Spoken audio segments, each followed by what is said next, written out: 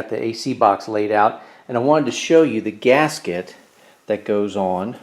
It's this foam gasket, came with our kit, and you've got to get it over these two different style of ends. This one has these flared clips on it, and basically it grips the gasket. I like this because this thing has mounts all the way around, these raised mounts where the bolt goes in, so you can't over tighten this.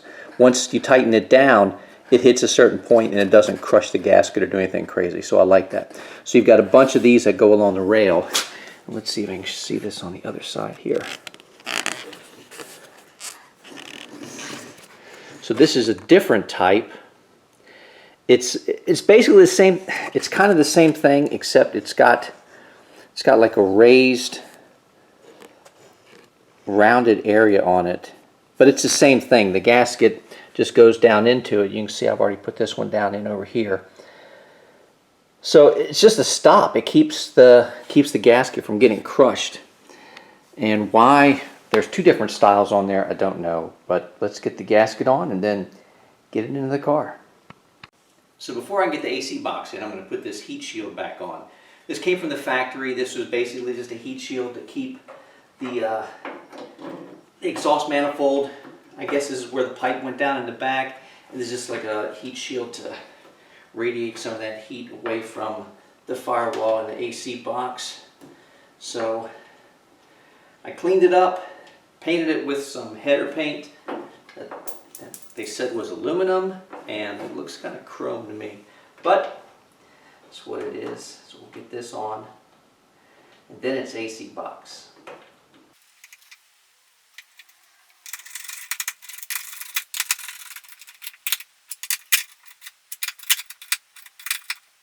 Alright, that's tightened up. Let's get that AC box in.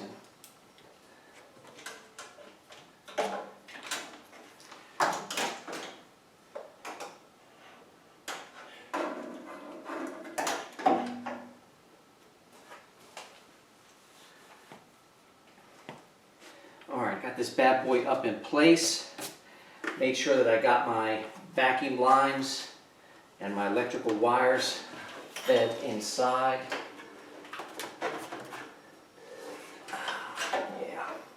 So this end feeds in.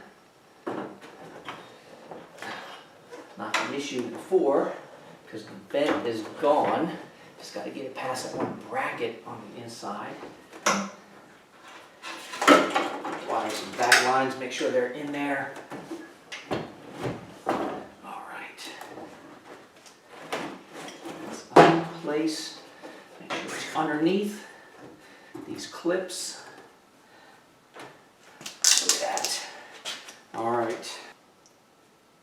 Alright, so with the AC box in place, I can start feeding in some of the bolts, hold this thing in. Once I get one up here started, this thing kind of stays in place. Yay! Okay, let me show you this real quick. So I have cleaned up the bolts. You can see that. So wire wheeled them and coated them with the same underhood paint. And underneath, I put some butyl around the screw. Now I noticed when these came off, there was a ton of butyl on there and it was squished out the sides. Almost like it almost looked like a gasket, but it was just a ring of butyl that went around it. So I'm assuming they put that in there to kind of block up some of the space of the hole where the AC box, where the screw feeds through. So I figured I took a little ball and put it at the end of each one of these, so that way when I screw them down, this squishes in, but it's not so much that it squishes out and looks ugly. That is my main purpose, is not to ugly this up. And I'm getting a bunch of these started by hand.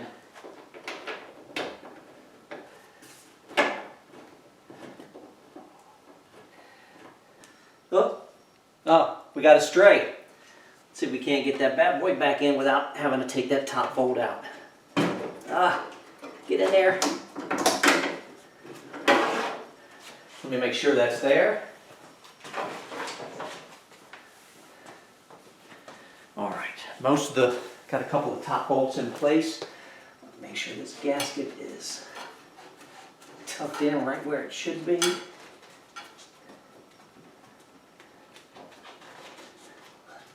Want to look pretty.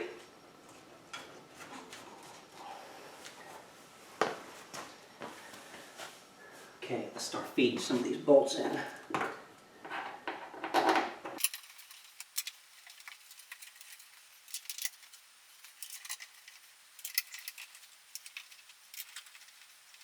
Okay, with the bolts in place, I'm going to start running these down. Just going to go in a clockwise rotation and maybe skip every other one. And just keep working around in a circle until they're all snug down. What I don't want to do is just yank one down over here and then the others are tight. I want to try to do this uniformly, so I push this thing down kind of like evenly.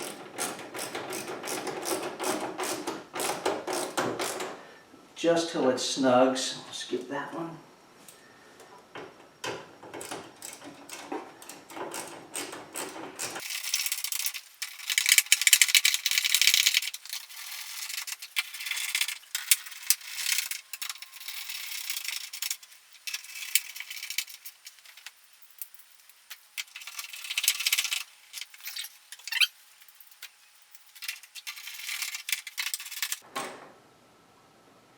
Now that I've been around one time, I'm just going around any that are seem like they're a little bit loose. I'm just snugging them up. The same position as the rest of them.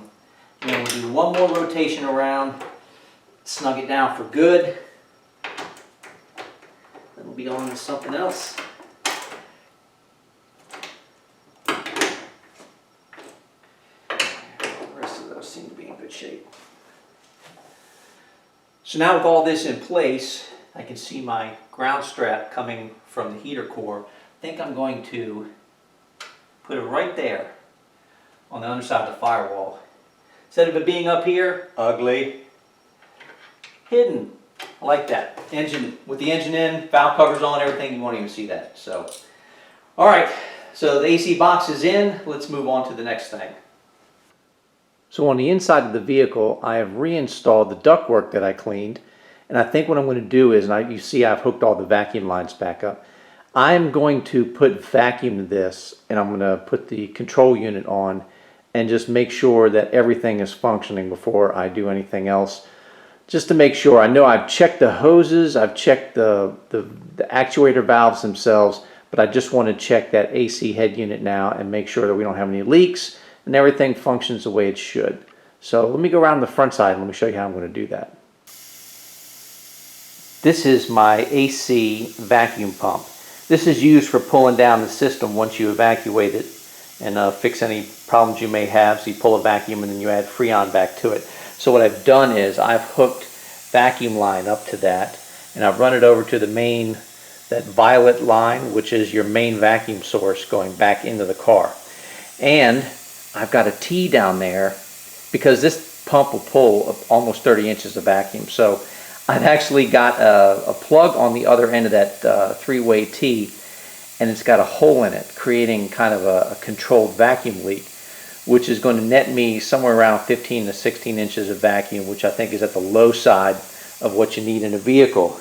Usually it's like 17 to 22, I think is good vacuum. So let's get inside the vehicle and let's get things hooked up and see if we can't make this thing run through its paces.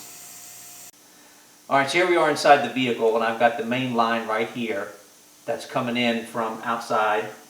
And let me check that violet line. And that is right just a little bit over 15 inches of vacuum, which I think is going to be good for what I'm doing. So let me get the rest of this hooked up.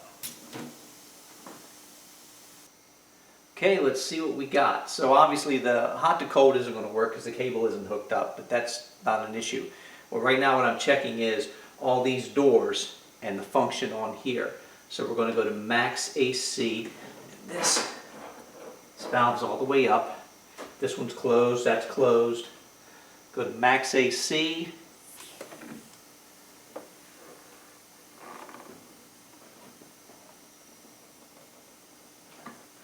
Okay, so with 16 inches, it's moving a little slow.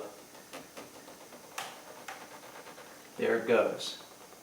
This is now open. Air's coming out the vents in the front, and the recirc door over there, the fresh air door, is now sealed to the outside, and this valve is all the way down. Outside the vehicle at max AC, this one gray vac line goes over to your heater cutoff valve. Basically, when you hit max AC, it stops the flow of coolant through your heater core, and it cools down the heater core a little bit and gives you a little bit colder air when it goes out into the car, because it doesn't have to fight that heater core. So I've got this hooked up to vacuum. It's on max AC inside the car, and I'm pulling the exact amount of vacuum that I pulled on the inside. So that is good. This is also functioning correctly, and it's holding the vacuum. It's not creating additional leaks. So that is all good. Let's go back in the car. So we go to the norm. That closes. This is still where it's at. Air coming out front. Bi-level. Doors moving. So now you've got air and air. Vent. Doors all the way down. Heater.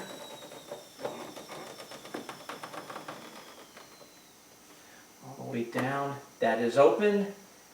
Air coming out the bottom. And then defrost.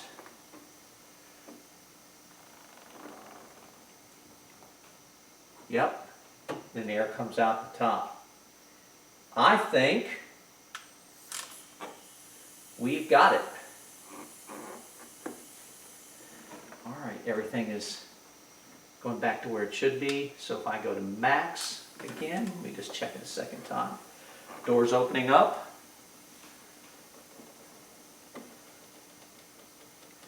This is moving up to AC. And the door down here is closed for heat. And no leaks. That is what I wanted to make sure. Apparently, these two vac valves on the back can sometimes leak past the seal in the center. And this one, I think the only one you can get is like $80. And I'm not even sure if you can get the little 2-valve one. So the fact that this is working okay and this is good to go is good news. Okay, so I think I'm going to end this here. The brake booster needs to be painted, and I want to also repaint and clean up the wiper motor. So I think I'm going to stop right here, cut the video at this point. Now we've got our AC system back in place, and this thing working like a charm. Oh, I love it. Okay, so this is all good to go, and this is something that I was concerned about. I wanted to make sure this bad boy was okay. I rebuilt the switches, so we'll have to see if the fan works okay once I get power back to it. But for now, I'm glad those vac lines are all checked out. So there's no leaks anywhere in the system. There's no air getting past anywhere. I like that a lot. So we'll end it here, and thanks for watching. Go over to my t-shirt shop, buy a shirt. It helps tremendously in keeping the project going. So until next time, thanks for tuning in. Glad you guys are watching. Have a good one, everybody.